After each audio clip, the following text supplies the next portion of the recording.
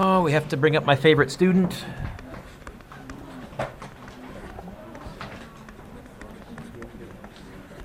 I love Anne. All right. What is the meaning of disjoint in set theory? So probably you can expect in your notes that when I gave you some definitions, I'll probably turn one or two of those into a multiple choice question. So, in fact, I'll even say I'm asking you about disjoint on the quiz. I probably won't ask you disjoint on the test, but there are other words that we've used that probably you want to be aware of. A, B, C, or D? No elements in common? Another way I could phrase this would be to give you what would a Venn diagram that was disjoint look like?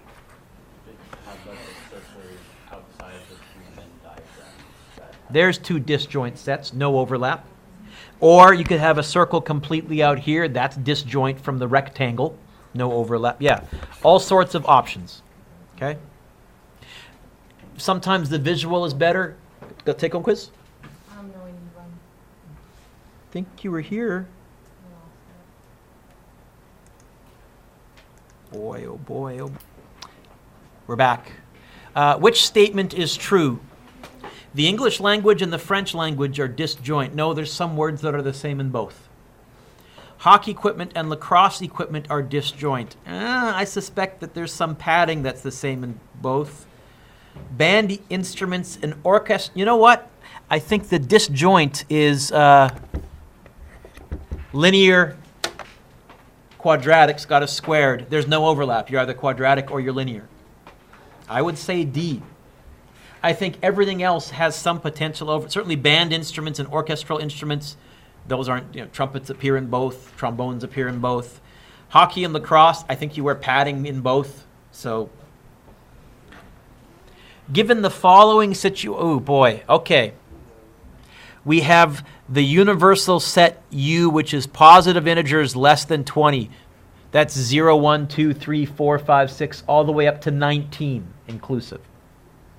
X is those, P, prime numbers inside U. O is odd numbers. Okay. What's the complement? The even numbers? No. The universal set excluding the set of X? No. Oh, you know what? The complement is the non-prime numbers. D. By the way, I'm also trying to model for you, Sterling. The way I do multiple choice is I always go process of elimination and cross out wrong answers. As soon as I know an answer is wrong, I cross it out and I don't even look at it again. Number 4. Which Venn diagram correctly represents the situation described? So here it is.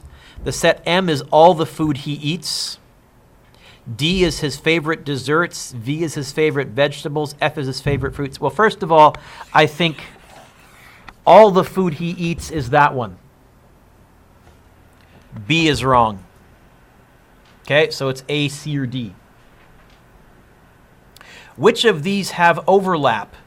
His favorite desserts, his favorite vegetables, assume he likes fruit for dessert. I guess they're also suggesting he doesn't like vegetables for dessert. So I'd be looking for something, if we had a dessert ring, there should be some overlap for fruit. Maybe, no.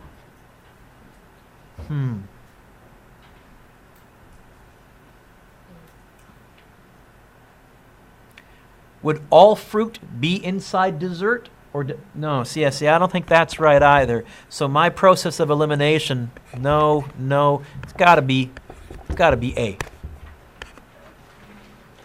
You may notice that I attempted to model logic in order to solve this logic puzzle. That's very meta, Mr. Dueck, very meta. Sorry? Yes, it is. And you even cocked your one eyebrow like Mr. Spock. I can't do that and I'm jealous. Yeah, I would love to be able to do that. On my nerd list of things to do, absolutely. Oh, that I can do. Which Mr. Spock can't do, by the way. He does it off screen, puts his hands like that or they glue it together, and then he brings it up. He can't do it. Leonard Nimoy, who plays Mr. Spock, can't do that naturally. And I don't think the current guy, Zachary Quinto, either, can do this naturally either. So I think, watch the movies. You will never see them do this and that. It's always comes up in the symbol already, which means, I kid you not, they glued the fingers together ahead of time so you could do that. Nerd trivia. Anyways. Okay, we're back. 28 students in Mr. Conley's grade 12 class. The number of students in the yearbook club and the number of students on student council are shown in the Venn diagram. Use the okay. How many students are in at least one of the yearbook club or on student council? Give me a second here. So continuing on, how many students are in at least one? At least one means one or both, because at least, you know what? 8. C. How many students are on the student council but not in the yearbook club? 1. Also C. I've got it. Logically, all the answers are C. No. I did that one time about 10 years ago. I had a math honors class, math 10 honors. And I mean, they're all mark sucks, right? They're all mark hounds. They want, and I gave them a quiz, 20 questions, and I made every answer A. And then I just sat and watched them sweat. Because by about question 5, I would see their head kind of come up, look around, and then they keep going. By about question 12, all of them were, now, some of the kids knew me. Oh, this is Dueck. I was mean. Actually, what I did is I made number 19 B. So everything was A except number 19. I had 3 kids by the time they got to question 10 that, oh, this is Dueck being Dueck, and they circled all A's because they figured that's what because you know what? An answer key, that should be a possible answer key. If it's truly random, you should have had at least one provincial exam where every answer was A. But they actually don't do that. They balance them out. They're not random. So back to my point. I had one kid who knew me so well, he said, you know what? I figured Dueck would probably change one of the last couple of questions. So I circled all A's until I got to number 18, and then I solved 18, 19, and 20, and I caught the B, Mr. Dueck. He knew me, he knew me really well. But anyways, I'm gonna mess with you guys, right? Same setup. How many students are in neither? Well, what they're asking for is that number. They didn't tell me. Oh, they told me 28 students grand total. Right now, this Venn diagram contains 8. It's got to be 20, right? Okay, another Venn diagram, herbivores and carnivores. Okay, even if I didn't know what those meant, I could probably figure it out by looking at the overlap and looking at what's a carnivore and what's an herbivore. Determine, what's that a symbol for? Here's how I remember this. I know this is a symbol for union because it looks like a letter U. This is the other one, intersection. You know what? Bear, raccoon, badger.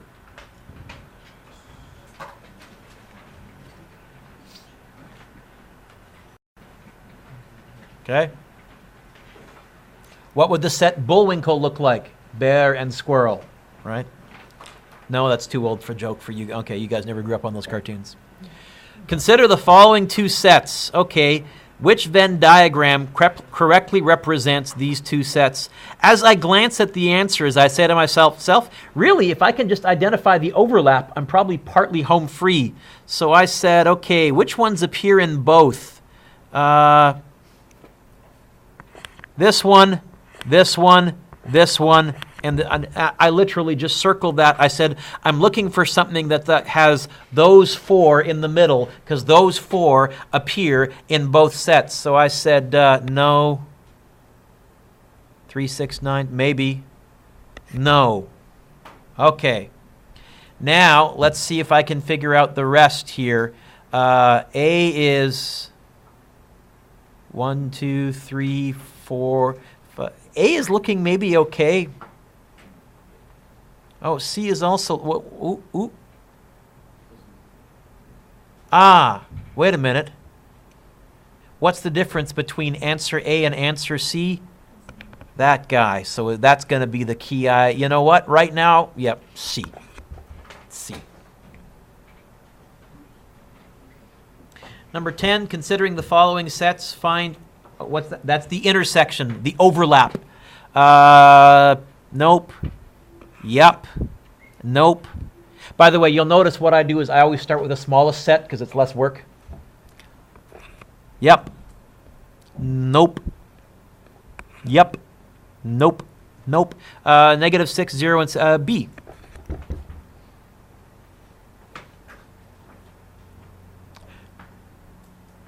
What is a converse? B. Converse, reverse. Switch your if and your then. The hypothesis and the conclusion. If, then. What is a biconditional statement? Conditional statement whose converse is also true. These are very important, especially if you do programming. Or if you're doing a math proof, anytime you get an if and only if, a biconditional, almost always you'll make it a law. You'll give it a name. Which sentence is the converse to the conditional statement below? If the milk is not refrigerated, then it will spoil. It will spoil if not refrigerated. Switch that and that. So which of those... sorry. If it will spoil, if it's spoiled, then not refrigerated, right? So if the milk is spoiled, if the milk... see? Is that right? There's your if and then switched around. I didn't phrase it correctly in my scrawling there. Which conditional statement is biconditional? If you live in PEI, then you live in the smallest province. If you live in the smallest province, then you live in PEI. I'm looking at A already. Let me see. If you bought a condominium, then you own your own home. If you own a home, you don't have to have a condominium. That's wrong. If you live in Kelowna, you live in... no, that's wrong. Yeah, you know what? It's A. Which statement is the contrapositive of the conditional statement below? If tomorrow is Monday, then today is Sunday. Oh, what was the contrapositive? The contrapositive was, first of all, take the converse.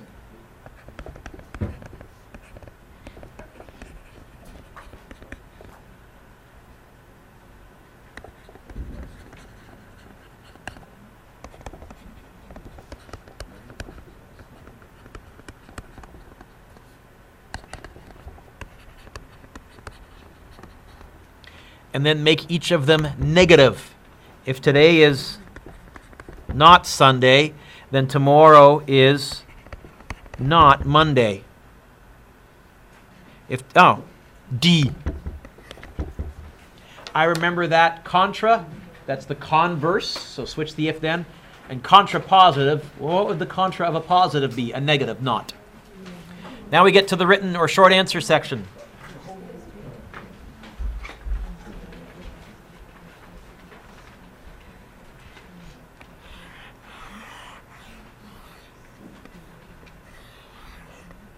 Math, science. Outside will be neither. Did they tell me the overlap? And did they tell me for how many both? Nope. So I'm going to put an X there. How many like math? 18. How many only like math but not science? 18. Take away X. How many like science? 15. How many only like science but not math? 15. Take away X. Oh, they did give me the outside. And they told me how many kids. Apparently 20 plus 18 minus X plus X plus 15 minus X. That has to add to 50 students.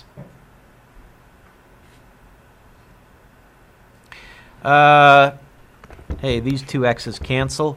I get 20 plus 18, which is 38, plus 15, which is 40, 50. I get this. 53, take away X. I think I can do that in my head. 53, take away what is 50? I think X is 3.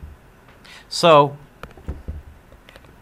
3, 15, 12. How many marks is this worth? 2. Half mark for each number correct. Am I wrong? It's a multi-part question. It's 4. Sorry? A, B, and C, you cover all 3 of them at once. Well, no, I'm giving you, first of all, for the Venn diagram, I have to give you 2 marks. So half, half, half, half. There's your 2 marks. Now, can you interpret it for 1 mark? The tough part's making the diagram. The interpretation, I hope, is somewhat Mickey Mouse. How many students like math and science? 18 plus 20, or I could go 50 minus 20. You know how many kids like math and science? Oh, no. 3. Not math or science, math and science. How many students like only science but not math? 12. 1 mark, 1 mark. And if you didn't get the Venn diagram right, you probably didn't get B and C right. Tough luck. Big stretch. Turn the page. Dorothy asked 50 people outside a bookstore. Why 50 again? Oh, I don't know. Easy number to do math with. If they preferred physical books or electronic readers. 2 people said they did not read books. 20 people said they liked both. Ooh, that's going to be helpful. 13 liked, okay, Venn diagram.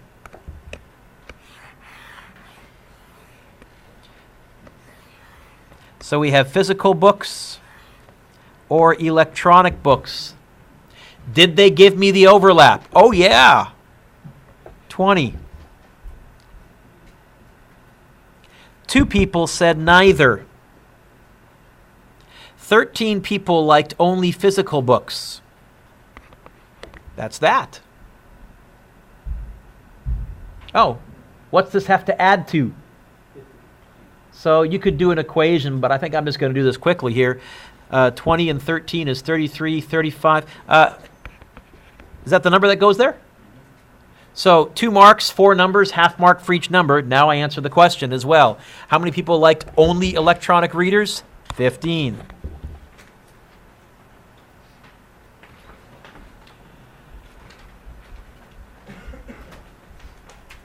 Ooh.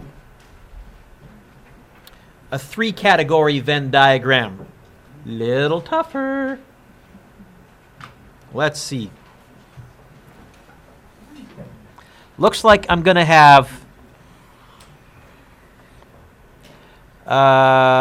dance, acting,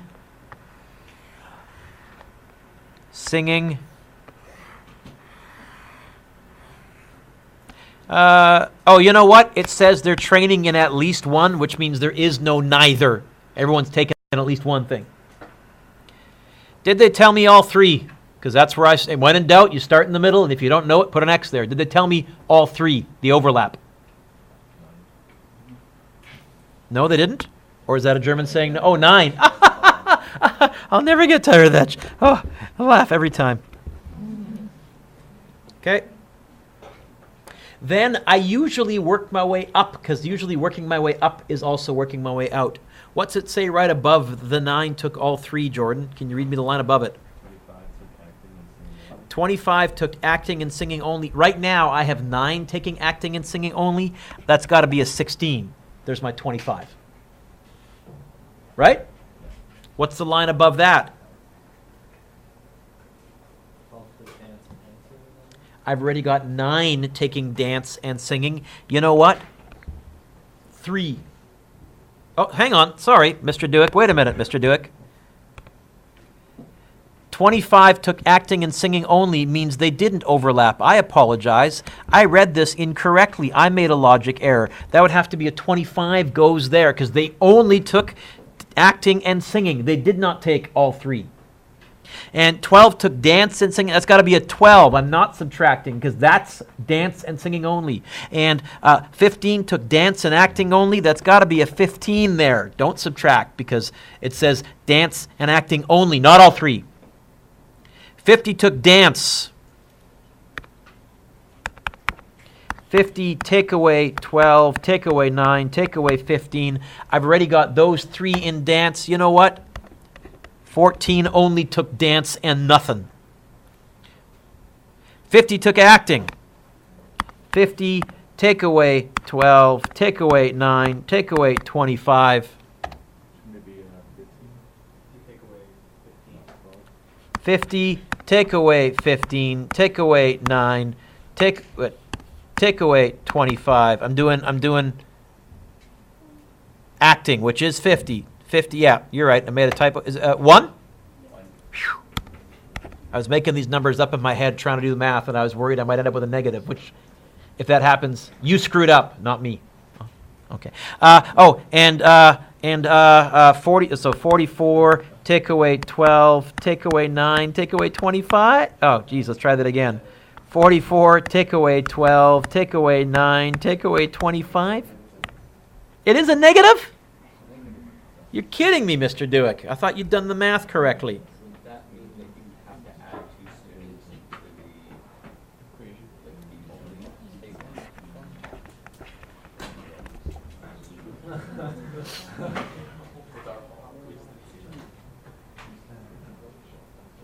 So what we're going to do is we'll commit to the numbers at hand, even though it's impossible to have negative 2 singers. Although if you watch American Idol, it's not that impossible, believe me. Some of those early round contestants, holy smokes. Delusional. So, how many students took only 1? I guess the answer I'm looking for is 14 plus 1, take away 2. I'll take 13, or if you said 15, probably what I'm going to do actually is we're going to nuke this last question. So even though I included it, and I'm going to give you a 3-Venn diagram on your test, I will. For the purposes of this quiz, cross out the last page. And so this quiz is not going to be out of 26. It's going to be out of 22. Can you give yourself a score out of 22, please? Whoops. So, folks, there's about 40 minutes left. What am I going to assign from the fundamental counting principle? Now, first of all, if you haven't done the practice test, I would use the 40 minutes to finish the practice test, because that's good practice, no pun intended. This homework here is going to be due, I see you Wednesday, I don't see you Friday, so it's going to be due in a week, but you can get a head start. Number 1B. You may notice in this unit, I tend to skip the tree diagram questions. I'm good at drawing a blank.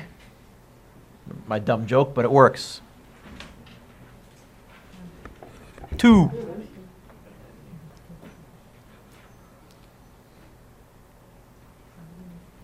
Three.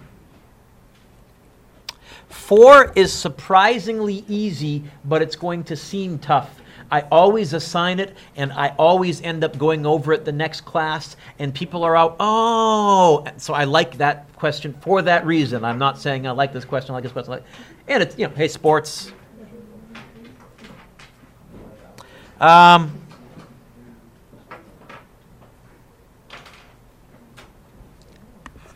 is good. 6 is good. 7 is good.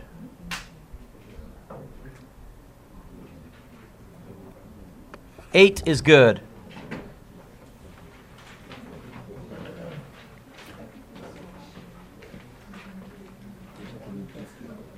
9A.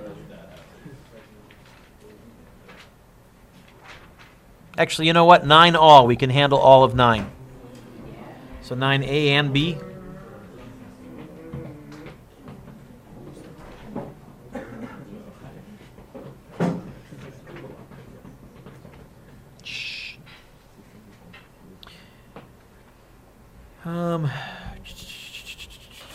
I may skip 10. Let's see. 11. Some of these get tricky pretty quick.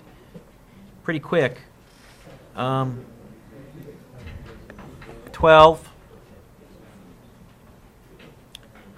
Skip the flags.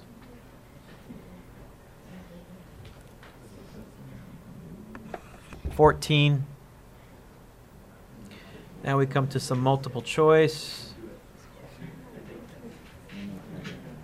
15. 16.